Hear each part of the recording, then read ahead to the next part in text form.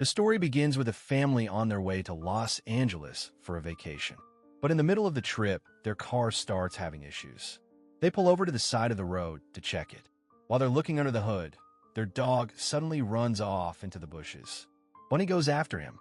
A few moments later, Alina sees her dog coming back out, covered in blood.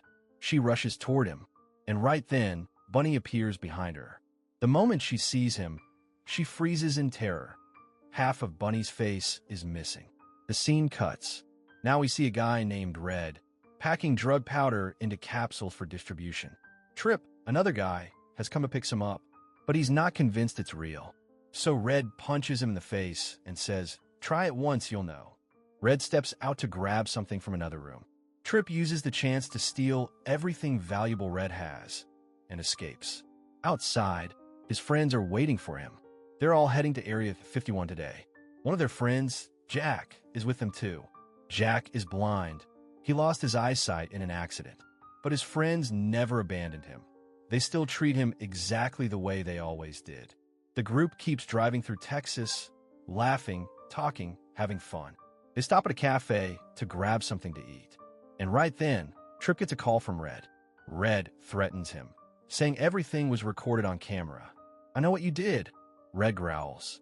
"Return my stuff as fast as you can, or you won't live to see tomorrow's sunrise." Red's threats left Trip terrified. His throat went dry, but he didn't tell anyone what had happened because none of them even knew he had the capsules. He lied to the group, saying it was just a wrong number. After finishing their tea and snacks, they all got back on the road. The highway they were driving on was long and straight, with extreme heat outside. Hardly anyone traveled through this area, but they were on a road trip, so they continued. Somewhere during the drive, Trip finally told them about the capsules. Gaker, who was driving, immediately told him to get out of the car. She hated people who did drugs, and after what he had done, she refused to travel with him any further. Red was a dangerous man, and she wanted nothing to do with Trip's mess.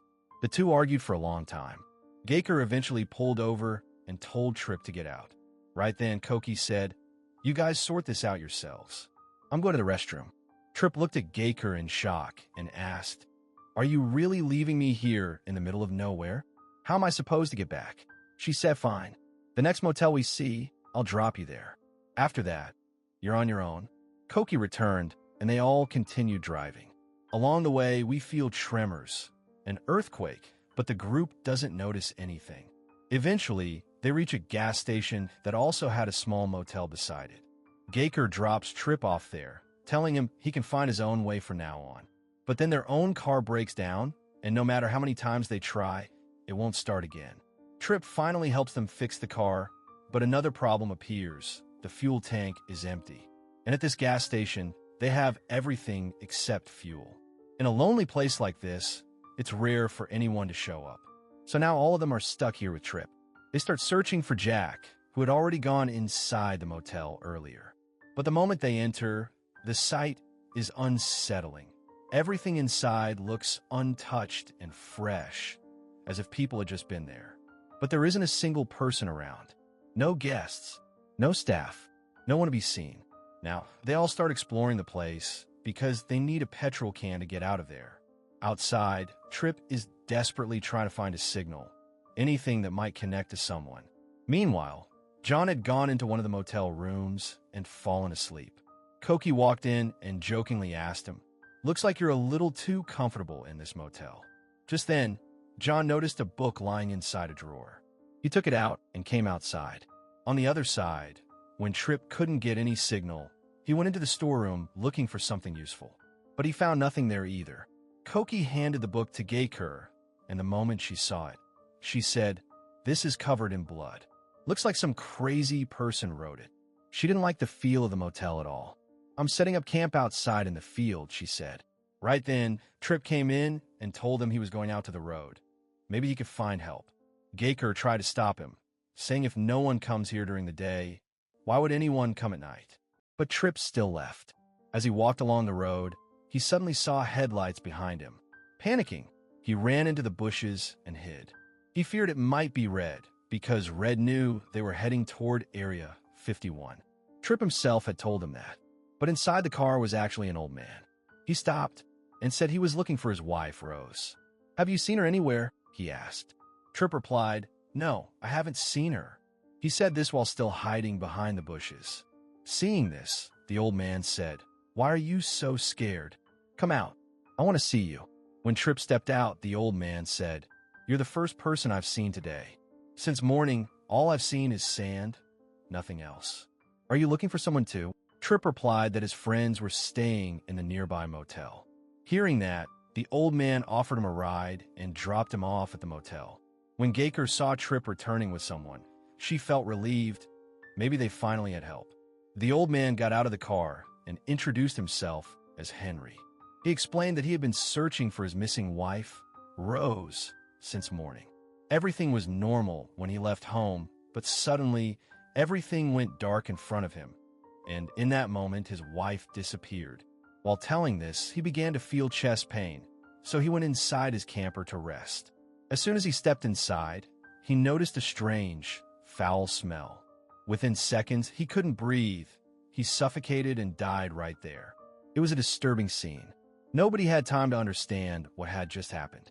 Outside, Tripp was draining oil from Henry's camper when he suddenly got a call. But the moment he answered, it disconnected, no network. He climbed on the motel rooftop, hoping for a better signal so he could call back whoever had phoned him. While he was up there, we see a dark shadow creeping behind him, something that looked like a demon straight out of hell. Meanwhile, Koki stepped outside to use the bathroom. She smelled the same horrible odor, but the restroom was the only place available, so she went in. The moment she sat on the toilet seat, something suddenly grabbed her and pulled her in. A grinder-like machine shredded her entire body into pieces. When Koki didn't return to the room, even after a long time, John went out to look for her. But there was no one in the bathroom. He started checking around. Meanwhile, Tripp had gone down from the roof, and what he encountered shocked him. Behind the motel, he heard noises coming from a trash bin. When he opened it, he saw a man inside, but half of his body was missing. Still, the man was dragging himself forward. The sight shook Tripp completely. How was this even possible? Things had only just begun, and it was already this horrifying. Back in the room, when John still couldn't find Koki, he returned to wait for her, thinking maybe she went somewhere else. But suddenly, he felt something pulling him from under the bed. Instantly, he climbed up onto the bed. Then he smelled the same foul odor, the smell that made it hard to breathe. He threw his shoe down to check if some animal was under there. But at that moment, a grinder shot out from under the bed and shredded his shoe into pieces. John froze in terror. What kind of creature was under there? He quickly came up with an idea to escape. If he stayed any longer, he would definitely die in that smell. So he wrapped himself in a blanket, broke the window, and jumped outside. He survived the jump, but a shard of glass pierced his neck, and that killed him. The sound of the glass shattering woke Gaker and Jack. When they came outside, they found John's body. Gaker immediately called out for everyone, but no one answered. She took Jack to the camper and saw Henry was dead too. Something was definitely wrong. She told Jack, "You stay here. Try the radio. Call for help. I'll check on the others." She went back inside the motel and picked up the bloodstained book, reading it. Suddenly, she heard someone calling from behind her. Hearing the voice, she walked toward it. She found a room inside the same motel, but this room was completely different from the others. The walls were covered with blood stains, and strange writings were scribbled everywhere. Messages like, "After light comes darkness, and after the dead comes you. Be ready. He is coming." Reading this, Gaker couldn't understand what any of it meant. There were detailed markings everywhere, clearly showing that a person had been trapped here for a long, long time. Meanwhile, Jack stepped outside, tied a rope around himself, and moved forward trying to find help. But after walking some distance, he realized the rope had been cut by someone. Back at the camper, when Gaker returned, she found Jack missing. But by looking at the cut rope, she knew which direction he had gone. She followed his trail. We then see Jack standing frozen in fear. Behind him stood a dark shadow. Whatever it was about to kill him. But just then, Tripp appeared and shot at the shadow, forcing it to retreat. Here, We clearly see that Tripp has lost his hands. Gaker reached them, and, after seeing the condition of Tripp and Jack, understood that something was stopping them from surviving. This gas station wasn't the same place at night. It turned into something entirely different. If they didn't escape now, none of them would make out alive. Tripp took them into the storeroom where some weapons were kept. He handed those weapons to them and told them to leave as fast as possible. Gaker asked him if he wasn't coming with them. But before he could answer, that shadow appeared again, grabbed Tripp, and killed him brutally. Gaker immediately poured the oil they had taken from the camper into her car's tank. She grabbed Jack and started to run away with him. But the shadow landed on top of her car. Even then, she didn't stop. She pushed the car to full speed and rammed straight into Henry's camper. The shadow got stuck there, and the two of them escaped. After some time, daylight began to rise. We see both of them driving toward home, but the shadow was still on top of their car. It tore open the roof, and Gaker deliberately flipped the car over. The crash was violent. After a long while, a man arrived and pulled Gaker out of the wreck. He gave her CPR and brought her back to consciousness. He had already called the police, and that man was none other than Red, the same Red who had been searching for Tripp. But the story doesn't end here. The biggest twist is still left. Henry's wife, Rose, was also there, and the truth she revealed changed everything. She explained that her husband actually died of a heart attack in the middle of the road. When he collapsed, his camper crashed into a parked car. That car belonged to the 5 friends. At the same moment, a black car passed by and stopped ahead. Inside that car was Red. He witnessed the entire accident with his own eyes. Everyone in the crash died, except for 2 people, Jack and Gaker. Everything else they saw in that motel were the spirits of the dead friends. And the shadow wasn't killing them, it was freeing them. It was giving them release.